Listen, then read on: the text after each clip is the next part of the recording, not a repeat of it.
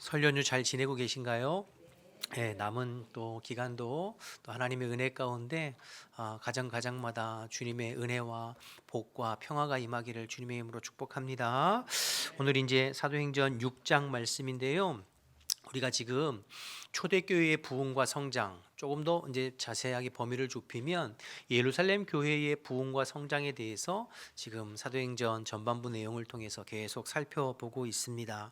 사도들이 성령 충만해서 나아가 복음 전할 때 수많은 사람들이 그 복음 앞에 반응하여 주님 앞에 나오게 되고, 또 솔로몬 행각에서 또 말씀 전하고 능력 행할 때 많은 사람들이 또 회개하고 주님 앞에 돌아와서 예루살렘 교회가 날로 성장하고 부흥하게 됩니다. 그 와중에 오늘 6장에서는 우리가 잘 아는 7명의 집사님들, 그러니까 초대교회 예루살렘 교회 첫 번째 임직식이 있었던 것을 기록하고 있는 것이 이제 오늘 본문 말씀이다, 그렇게 볼 수 있는데요. 1절 말씀 보시면 1절에 특별히 이렇게 시작하고 있습니다. 그때에 제자가 더 많아졌는데, 여기서 그때라는 것은 이제 앞의 내용을 받고 있는 거죠. 우리가 지난주 5장 살펴봤지만 사도들이 복음 전할 때 핍박이 있었잖아요. 그래서 살해드린 공회원들이 사도들을 잡아다가 너희들 예수의 이름으로 가르치지도 말고 전하지도 말라고 그랬는데 왜 예수님에 대해서 자꾸 전하느냐, 그러면서 재차 협박하고 또 채찍으로 때리고 능력받고, 그럼에도 불구하고 제자들이 멈추지 않고 성전에 있든지 집에 있든지 예수가 그리스도이심을 증거해서 믿는 자의 수가 많이 늘어나게 됐다는 것이죠. 이제 근데 제가 이제 1절 말씀을 묵상하면서 제 눈에 계속 이제 들어오는 것이 제자의 수가 많아졌다 하는 내용입니다. 제자의 수가 많아졌다, 이렇게 표현하고 있어요. 앞에 1장, 그래서 제가 궁금해서 1장부터 5장을 다시 읽어봤거든요. 근데 앞에 1장에서 5장은 제자의 수가 많이 늘어났다는 표현을 쓰지 않아요. 믿는 사람의 수가 많이 늘어났다, 많은 사람들이 주님 앞에 돌아왔다는 그런 표현을 쓰거든요. 그런데 유독 6장부터는 제자의 수가 많아졌다, 1절에도 나와 있고 2절에도 나와 있고 뒤에 7절에도 계속 이제 제자의 수가 많아졌다는 표현을 쓰고 있는 거죠. 저는 이 대목이 좀 집중하게 되고 은혜가 되더라고요. 여러분, 교회가 부흥하는 건 단순히 사람의 숫자가 늘어나는 것을 뜻하는 것은 아닙니다. 사람들이 많아지고 그래서 교회가 덩치가 커지고, 그것이 이제 사실은 본질적으로 교회가 부흥했다 이렇게 말하기보다는 오늘 말씀 나눈 것처럼 교회의 부흥은 제자들의 숫자가 많아지는 거죠. 제자들의 숫자. 그럼 제자는 뭡니까, 여러분? 예수님 닮은 사람이에요. 예수님 닮아가려는 사람, 예수님의 인격과 예수님의 성품을 닮아가려는 사람. 그저 단순히 무리나 구경꾼이 아니라 그의 인격과 성품이 예수님을 닮아가고 예수를 위해서 헌신하고 그리스도의 복음을 위해서 살아가려고 하는 그 제자들의 숫자가 늘어나는 것, 그것이 교회의 부흥이다, 이렇게 볼 수 있는 것이죠. 여러분, 교회 안에 아무리 사람들이 많이 모여도 구경꾼들이 많아지고 말꾼들이 많아지고 소위 말하는 무리들이 많아지는 건 그건 교회의 부흥이라고 볼 수 없습니다. 제자들, 일꾼들이 늘어나는 것, 주님을 위해서 헌신하고 주님께서 가장 귀히 여기시고 사랑하시는 주의 몸된 교회를 위해서 자신을 희생하고 주님을 닮아가려고 힘쓰는 제자들, 일꾼들이 늘어나는 것이 교회의 진정한 부흥이라, 이렇게 할 수 있겠죠. 예수님 공생의 기간에도 예수님을 좋아하고 지지하고 따랐던 많은 사람들이 있었습니다.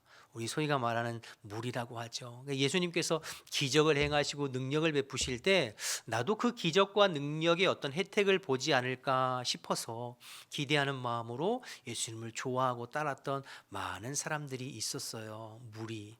그러나 그런 사람들은 실질적으로 제자라고는 볼 수 없어요.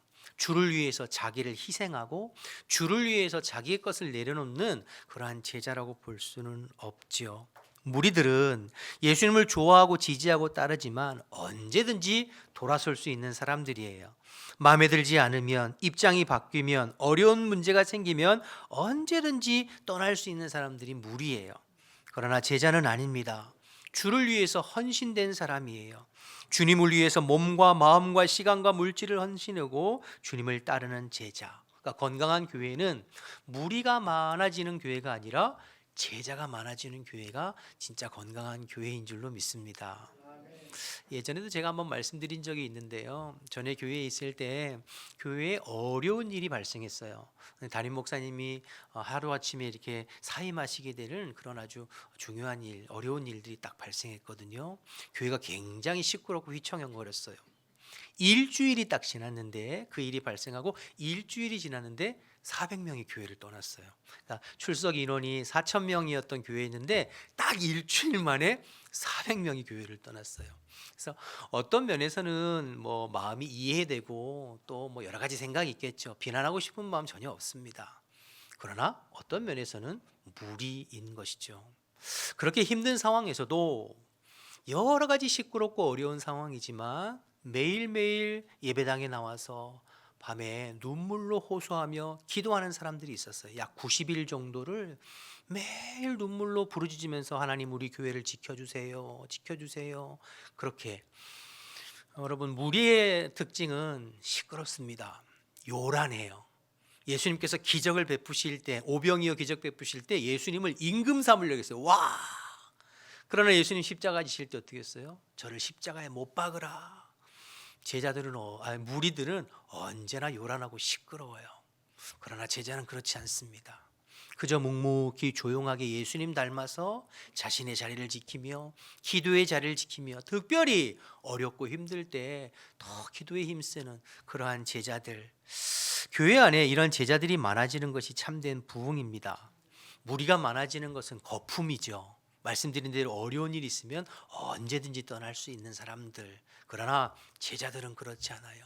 힘들고 어려울 때일수록 오히려 내가 더 희생하고 내가 더 기도하고 내가 더 충성하고 내가 지켜야 할 자리를 지키는 제자들 말이에요. 저와 여러분, 우리 교회가 이 제자들이 많아지는 교회 되기를 주님의 이름으로 축복합니다. 저와 여러분이 무리가 아니라 제자로 신앙생활하기를 다시 한번 주님의 이름으로 축복합니다. 자, 그럼 어떻게 예루살렘 교회는 이 제자의 수가 많아지게 되었는가? 오늘 보면 바로 앞에 5장 42절 말씀에 거기 단서가 나와 있는데요. 41절부터 좀 보시면 사도들은 그 이름을 위하여 능력받는 일에 합당한 자로 여김을 기뻐하면서 공회 앞을 떠났다 그랬죠. 42절에 그들이 날마다 성전에 있든지 집에 있든지 그다음 뭐라고 그랬어요? 예수는 그리스도라고 가르치기와 전도하기를 그치지 않았다. 그러니까 예수가 그리스도 되심을 전하고 가르치는 일을 쉼없이 함으로 주님의 제자를 세워가는 거죠. 마태복음 28장 19절 20절에 예수님께서 승천하시기 전에 제자들에게 말씀하셨잖아요. 너희는 가서 모든 족속으로 제자를 삼아 아버지와 아들과 성령의 이름으로 세례를 베풀고 그다음 뭐라고 하셨죠? 내가 너희에게 분부한 모든 것들을 가르쳐 지키게 하라. 볼지어다 세상 끝날까지 내가 너희와 항상 함께 있을 것이다 말씀하셨잖아요. 예수님께서 우리에게 가르쳐 주신 것들을 가르쳐 지키게 함으로 제자를 삼는 거거든요. 예수님께서 우리에게 보여주신 것, 예수님께서 우리에게 말씀하신 것, 예수님께서 우리에게 나타나시고 가르쳐 주신 것들을 계속해서 가르치고 전파하고 증거함으로 제자를 세워가는 교회, 이것이 교회의 사명이요, 이러한 제자들이 많아지는 것이 주의 몸된 교회의 진정한 부흥인 줄로 믿습니다. 그래서 우리 교회는 어린 영유치부부터 시작해서 노년에 이르기까지 항상 예수님을 전하고 예수님을 가르치고 예수님이 우리에게 분부한 것들을 가르쳐 지키게 함으로 주님 닮아가는, 주님이 기뻐하시는 제자들의 숫자가 더 많아지는 우리 화암백각교회 되기를 주님의 이름으로 축복합니다. 그래서 예수님을 나의 삶의 수단 삼아서 예수님을 통해서 무엇인가를 얻으려고 하는 사람이 많아지는 것이 아니라 내가 그리스도를 위하여, 예수님을 위하여 나를 희생하고 나를 드리고 나를 헌신하는 제자들이 많아지는 저와 여러분 우리 교회 되기를 주님의 이름으로 축복합니다. 자, 이렇게 교회가 부흥하고 성장하게 되는데요, 오늘 말씀해 보니까 또 다른 문제가 발생했죠. 1절부터 다시 보실까요? 1절에 그때에 제자가 더 많아졌는데 헬라파 유대인들이 자기의 과부들이 매일의 구제에 빠짐으로 히브리파 사람을 원망했다고 그랬습니다. 그러니까 구제하는 일로 히브리파 유대인과 헬라파 유대인 사이에 갈등이 빚어진 것이죠. 그러니까 이런 문제가 또 툭 불거졌어요. 여러분, 우리가 말씀드린 대로 예루살렘 교회는 폭발적인 성장을 했어요. 제자들이 복음을 전할 때 어떤 날에는 3천 명, 어떤 날에는 5천 명씩 또 주님 앞에 돌아오게 되어지고, 솔로몬 행각에서 말씀 전하고 기사와 능력과 표적이 나타날 때 수많은 사람들이 회개하고 예수를 믿고 그리스도인이 되었죠. 또 우리가 살펴본 바와 같이 그 믿는 사람들 중에 성령의 감동을 받아 은혜를 받아 누가 시키지 않았는데 어떤 사람은 밭을 팔아서 그 값을 바치기도 하고, 어떤 사람은 집을 팔아서 또 그 값을 사도들 앞에 내려놓기도 했잖아요. 그러니까 교회가 이렇게 양적으로 부흥하고 성장하면 재정적으로도 또 이렇게 헌신하는 사람들이 늘어나게 되어 있는 거죠. 그렇죠? 교회가 양적으로 성장하면 재정적인 헌금도 많이 생기는 거죠. 그래서 그 재정으로, 그 헌금으로 교회 안에 가난하고 소외된 사람들을 돌보고 섬기는 구제 사역을 열심히 한 거예요. 이 얼마나 귀한 일이고 하나님께서 기뻐하실 일이에요. 그런데 문제는 그 구제 사역이 공평하게 이루어지지 않았다는 거예요. 한쪽으로 치우쳤어요. 히브리파 과부들에게는 구제하고 음식을 챙겨주고 하는 일들이 빠짐이 없는데, 반대로 헬라파 과부들은 그 구제에서 제외되는 일들이 자꾸 발생하니까 교회 안에 히브리파 유대인, 헬라파 유대인들 사이에 갈등이 빚어졌다는 얘기가 1절 내용이죠. 여러분, 참고로 그러면 히브리파 유대인은 뭐고 헬라파 유대인은 뭘까요? 히브리파 유대인은 쉽게 얘기해서 이스라엘 땅, 예루살렘과 이스라엘 본토 출신 유대인들을 말해요. 그러니까 본토, 이스라엘 땅에서 나고 자라고 성장한 유대인들. 그러면 헬라파 유대인들은 본토 외에 다른 이방인 지역, 다른 나라에서 나고 자라고 성장한 사람을 헬라파 유대인이다, 이렇게 이야기하는 거죠. 예를 들어서 여러분, 사도 바울은 어디 출신이죠? 길리기아 다소 출신이에요. 그러니까 헬라파 유대인이죠. 디모데 같은 경우에도 갈라디아 지역의 루스드라라고 하는 곳이 고향이거든요. 그러니까 헬라파 유대인이에요. 반대로 베드로, 요한, 야고보, 안드레 다 무슨 유대인일까요? 히브리파, 갈릴리 지역, 즉 이스라엘 땅에서 나고 자란 히브리파 유대인이잖아요. 그러니까 예루살렘 교회 안에는 이 히브리파 유대인과 헬라파 유대인이 함께 신앙생활했어요. 사도들이 복음 전할 때 히브리파 유대인들도 그 복음 앞에 예수 믿고 그리스도인이 되었고, 헬라파 유대인들도 복음 듣고 예수 믿고 이제 같이 신앙생활한 거죠.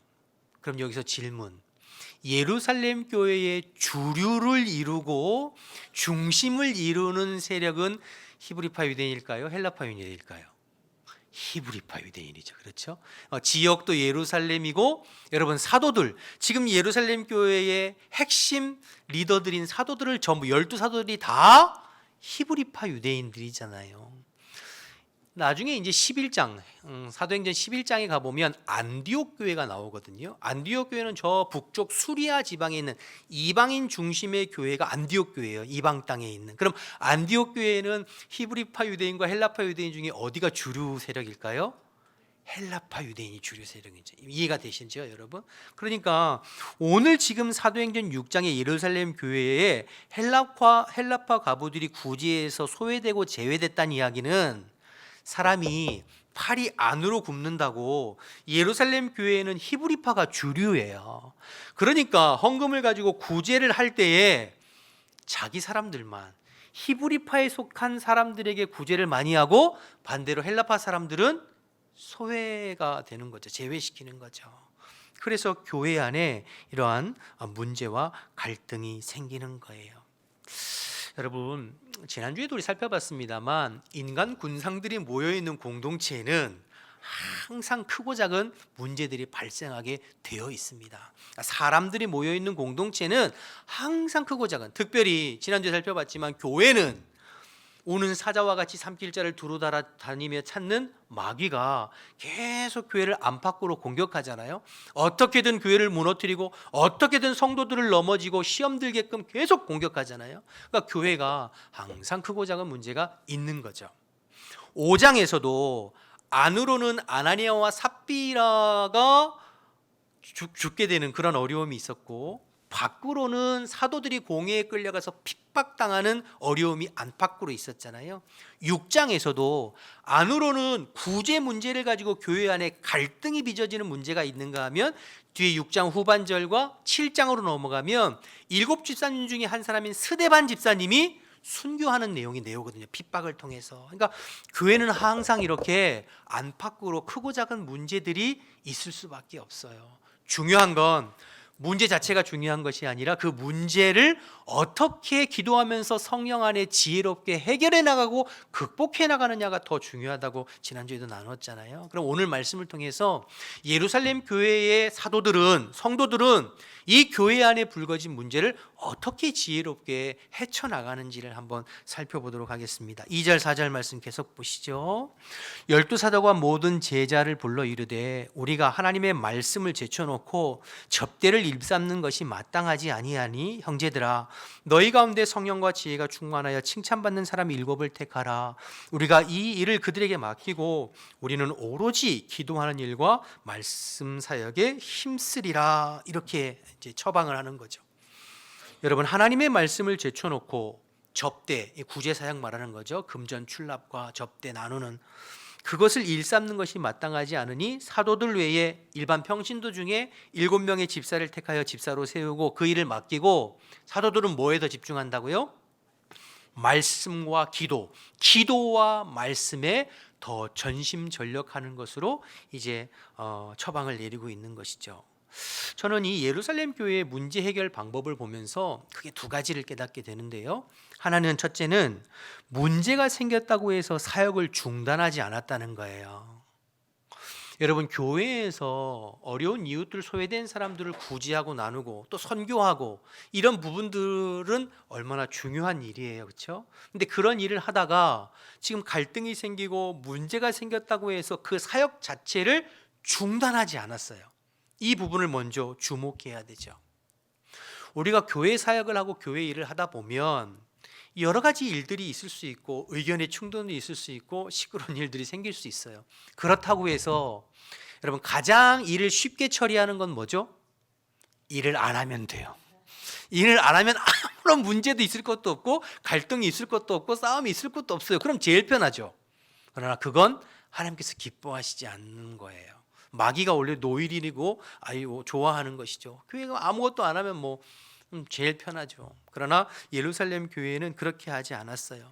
그것이 정말 교회에 꼭 필요한 일이고 주님께서 기뻐하시는 일이라면 그것을 안 하는 것이 아니라 기도하면서 지혜로 그것을 극복해 나가고 문제를 해결해 나가면서 그 일을 이루어 나가는 것이 중요하죠. 여러분이 개인적으로도 마찬가지예요. 내가 지금 교회를 위해서 헌신하고 일할 때에 여러 사람들의 어떤 이야기를 들을 수 있고 여러 가지 소리를 하잖아요. 그렇죠? 근데 그렇다 하더라도 그게 싫어가지고 사명을 내려놓고 사역을 내려놓으면 제일 편하죠. 그러나 그건 하나님께서 기뻐하시지 않고 마귀가 노리고 있는 거예요. 여러 가지 말이 있고 여러 가지 갈등이 있어도 이것이 내가 해야 할 일이고 주님께서 맡겨주신 사명이고 주님의 몸된 교회를 위한 일이고 주님이 기뻐하시는 일이라면 기도하면서 그 문제를 극복하며 끝까지 지혜롭게 이루어 나가는 것이 중요하다. 그러니까 교회 전체적으로나 부서에서나 기관에서나 개인적으로도 문제가 발생했다고 해서 사역을 내려놓는 것이 아니고 기도하면서 헤쳐나가는 그러한 우리 교회 저와 여러분 되시기를 축복합니다. 두 번째 더 중요한 부분이 있는데요. 사도들은 표면적인 문제 자체뿐만 아니라 이면적인 영적인 문제의 영적인 부분에 신경을 썼다는 거예요. 여러분 겉으로 툭 붉어져 나오는 것은 구제 문제예요.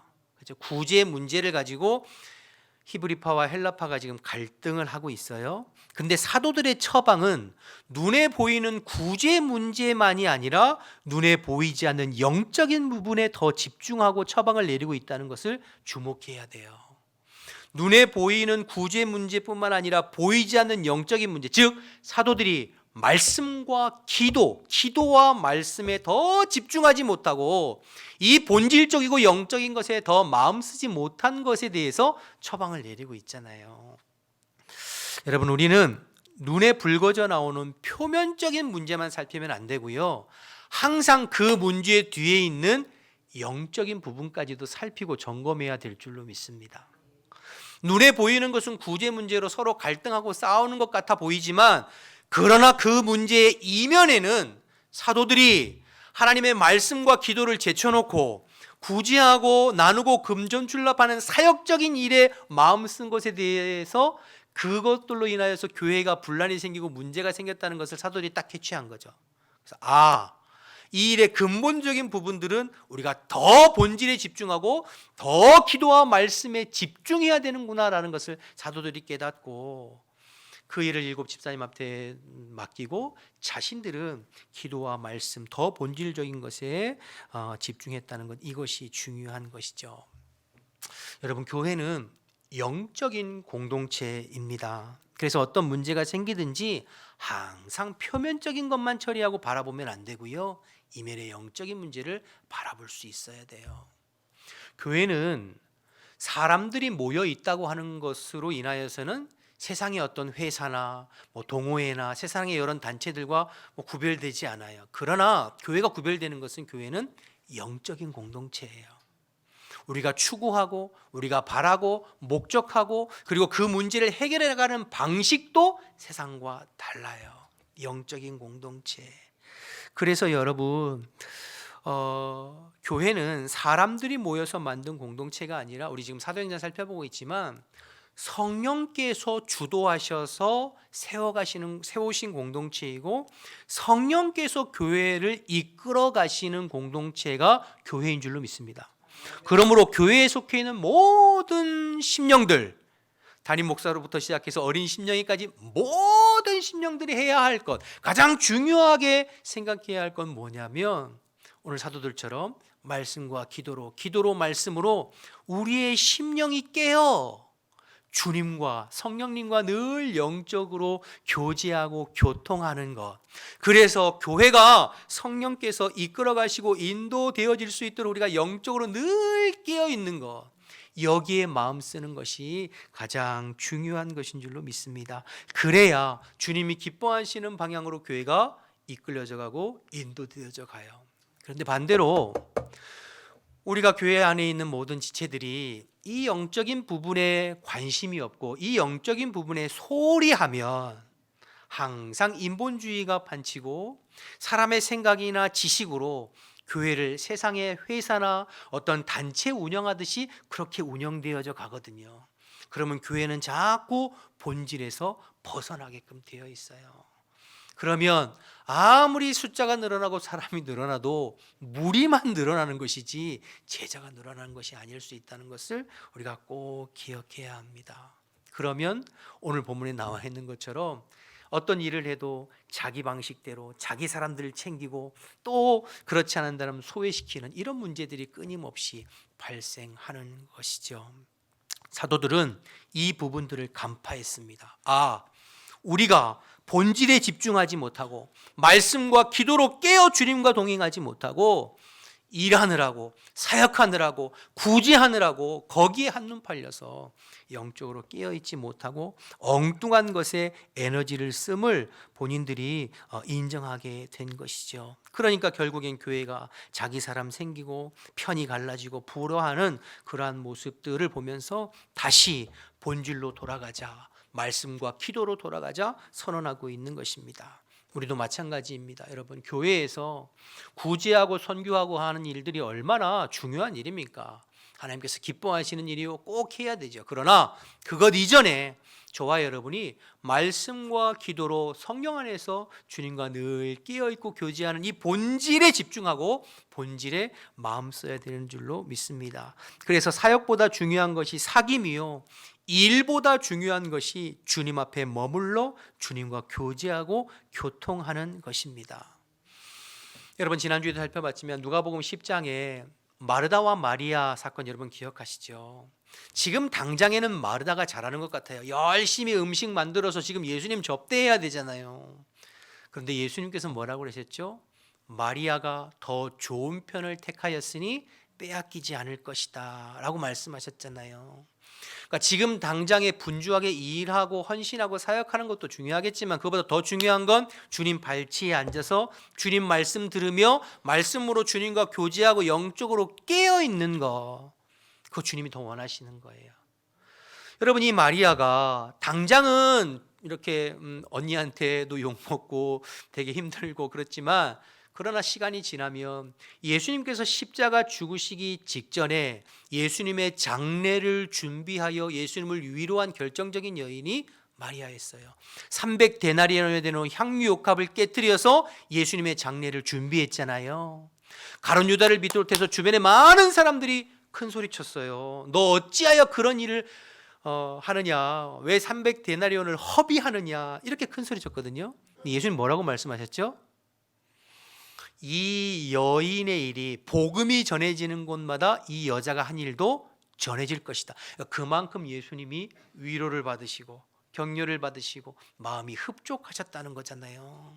그러니까 마리아는 결정적인 순간에 하나님 뜻에 맞게 하나님 마음을 흡족해 하는 헌신을 하게 됐거든요. 그럼 마리아가 어떻게 그런 헌신을 할 수 있었을까요? 평소에 취해 발치에 앉아 말씀으로 깨어 주님과 영적인 교제를 통해 깨어 있었기 때문에 여러분, 이런 헌신을, 하나님의 뜻에 맞는 헌신을 할 수 있는 것이죠. 그래서 표면적인 사역 이전에 이면적인 영적 사귐이 중요합니다. 말씀과 기도로 주님 앞에 끼어 있는 것이 중요해요. 그래야 주님의 뜻에 맞게 일을 감당하고 사명을 감당하고 사역을 감당하게 되는 줄로 믿습니다. 여러분, 우리가 잔잔한 호수에 돌을 하나, 조그만 조약돌 하나를 탁 던지면 어떻게 되죠? 퐁 하면서 물결이 쫙 치잖아요. 그러면 그 잔잔한 호수에는 작은 조약돌 하나만 들어가도 금방 느껴져요. 아, 뭔가가 지금 들어왔구나. 그렇죠? 그런데 여러분, 그 호수에 파도가 치고 물결이 치고 막 시끄러우면 조그만 조약돌 아니라 짱돌을 하나 집어 던져도 몰라요, 뭐가 들어왔는지. 마찬가지입니다.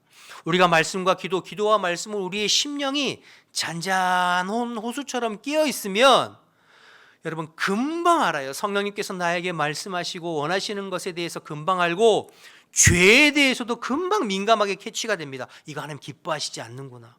그런데 우리의 심령이 막 세상에 여러 가지 분주한 일로 속 시끄럽고 막 물결이 치고 있으면 장돌이 들어와도 몰라요. 성령이 아무리 우리에게 말씀하셔도 모릅니다. 죄에 대해서도 민감하지 않고 둔감해요. 그러면 하나님 기뻐하시는 제자의 삶은 살 수가 없어요. 여러분, 다윗을 한번 생각해 보세요. 다윗이 굴에 있을 때 사울 왕이 들어왔잖아요. 주변의 신하들이 다 죽이라고 할 때 사울이 그렇게 할 수 없다. 하나님이 기름 부으신 자를 내가 죽일 수 없다. 그래서 어떻게 하냐입니까? 사울의 옷자락을 베거든요. 근데 사무엘상 24장 5절에 보면 다윗이 사울의 옷자락을 뱀으로 인하여 마음에 찔림이 있었다고 그랬어요. 그만큼 영적으로 민감하게 끼어있던 사람이 다윗이에요. 그런데 그런 다윗이 영적으로 끼어있지 못하고 마음이 무뎌해지니까 어떻게 됐습니까? 남의 부인을 범하고도 아무렇지도 않아요. 자기의 충성스러운 우리아를 청부살인하고도 아무렇지도 않고 넘어가려고 해요. 여러분, 이게 다른 사람이 아니에요. 똑같은 한 사람이에요. 그런데 똑같은 한 사람이 영적으로 하나님 앞에 깨어 있을 때 사울의 옷자락을 뱉는데도 찔림이 있었는데, 그런데 그 영이 무뎌지니까 다른 사람의 부인을 범하고 다른 사람을 살인하고도 아무렇지도 않은 심령으로 간다고요.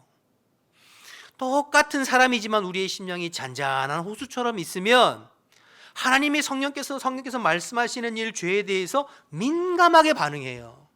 그러나 우리의 심령이 시끄럽고 우리의 심령이 정돈되지 않으면, 끼어있지 않으면 하나님의 뜻에 대해서도 둔감할 뿐만 아니라 죄에 대해서도 무감각해지는 다윗과 같은 그러한 뻔뻔한 삶을 살 수가 있다는 것이죠.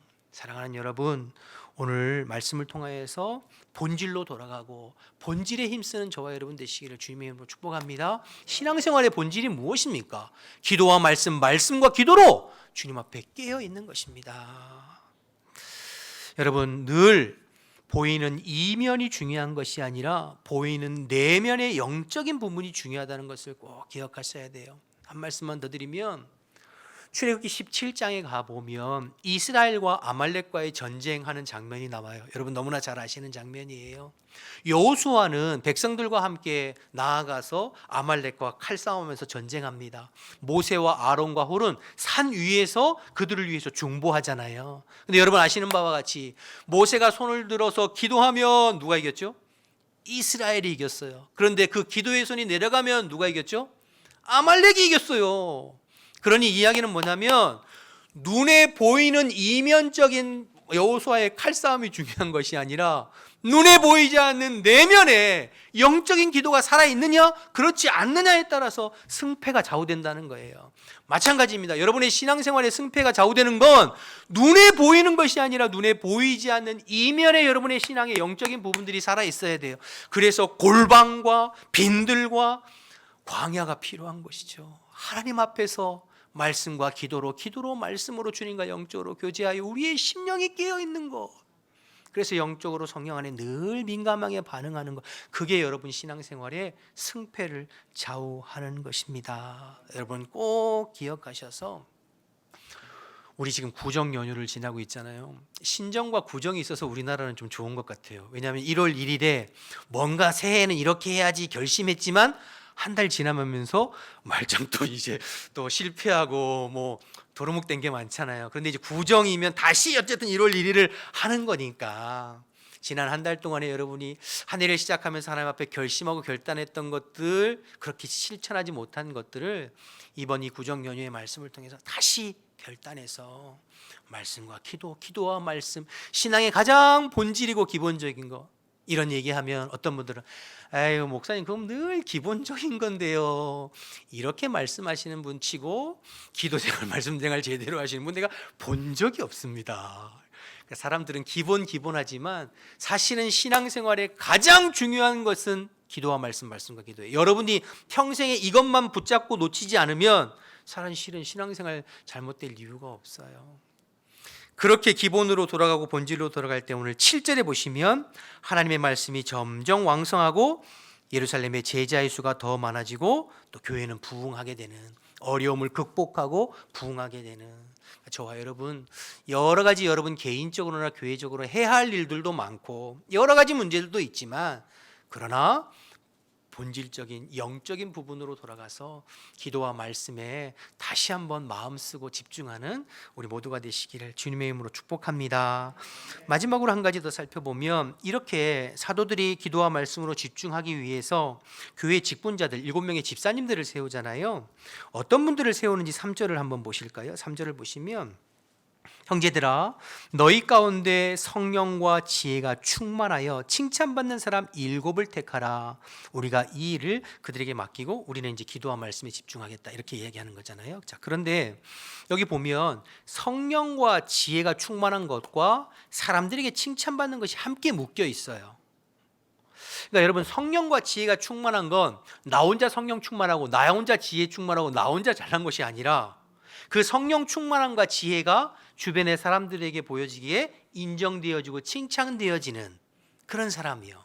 그러니까 우리가 교회 안에서 공동체에서 누군가 일꾼을 세우고 직분자를 세울 때에도 혼자 뭐 독불장군처럼 잘나고 기도 많이 하고 그것이 아니라, 그 개인의 성령 충만함과 기도와 말씀이 주변의 사람들에게 인정되어지고 칭찬되어지는 사람들의 7을 택하였다, 이렇게 볼 수 있는 거죠. 이 부분도 여러 가지 말씀을 할 수 있겠습니다만, 그러나 제가 더 집중하고 싶은 것은 5절 보시면 그렇게 세워진 7명의 집사님들의 이름을 한번 보세요.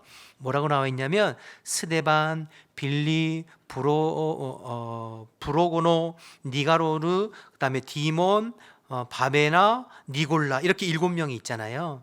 여러분 이 7명의 공통점이 있는데, 공통점이 뭔 줄 아세요?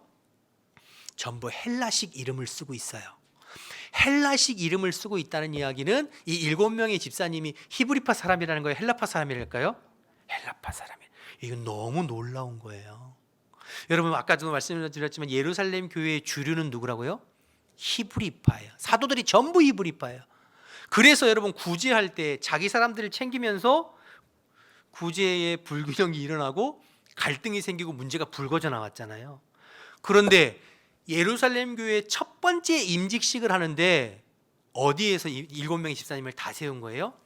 헬라파에서 7명을 다 세운 거예요. 그러니 지금 예루살렘 교회가 얼마나 성령 안에 끼어 있고 또 사도들도 이 부분에 대해서 지금 자신들이 책임감을 느끼고 있고 또 자신들의 과오를 인정하면서 회개하고 있다는 것을 여러분 알 수 있는 것이죠. 그런데 여러분들이 일반적으로 생각할 때 이 일이 쉬운 일일까요? 쉽지 않은 일일까요? 쉽지 않은 일입니다. 여러분, 교회에는 항상 그 교회의 소위 말하는 뿌리가 되어지고 어떤 주류가 되어지는 그러한 분들이 있어요.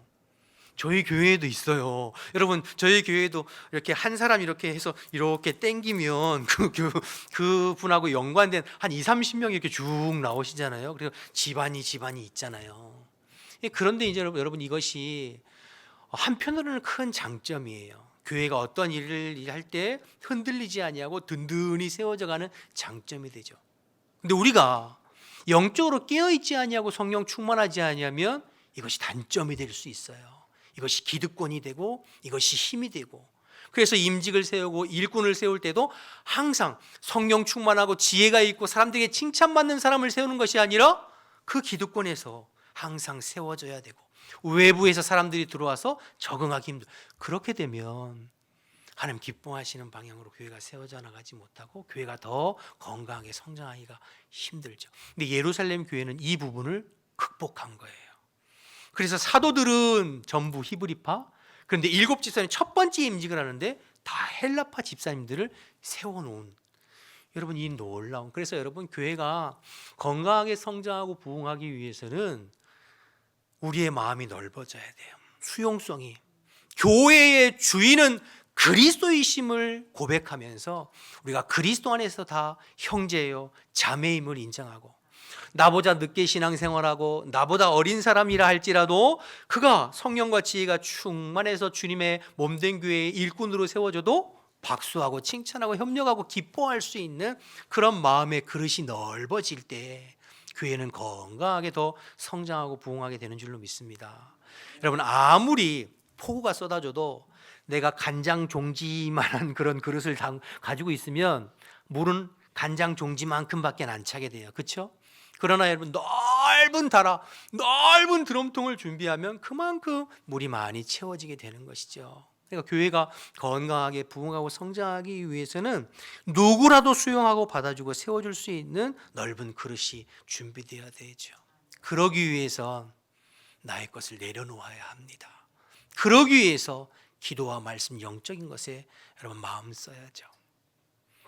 여러분, 우리 계속 살펴봅니다만 유대 종교 지도자들 있잖아요. 사도들을 잡아다가 옥에 가두고 때리고 협박하고 위협하고, 왜 그래요? 자기의 기득권을 지키기 위해서 그러거든요. 그럼 망하는 길로 가는 거예요. 그러나 예루살렘 교회는 그렇게 하지 않았어요.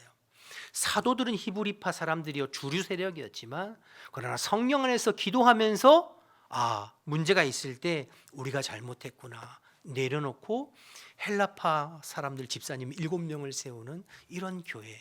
그러니 여러분, 믿는 사람, 믿는 제자들의 수가 점점 늘어나고 부흥하고 성장하는 교회가 되어졌던 것을 보게 됩니다. 바라기는 저와 여러분, 우리 교회가 오늘 예루살렘 교회처럼 이렇게 건강한 교회로 세워지기를 주님의 이름으로 축복합니다. 그러기 위해서 우리가 늘 끼어 있어야 돼요. 주의 말씀과 기도로 늘 끼어 주님이 원하시는 교회를 만들어가고 주님이 기뻐하시는 교회를 세워가는데 마음 쓰고 힘쓰고 앞장서가고 마음을 모아가는 저와 여러분, 우리 교회 되시기를 주님의 이름으로 축원합니다.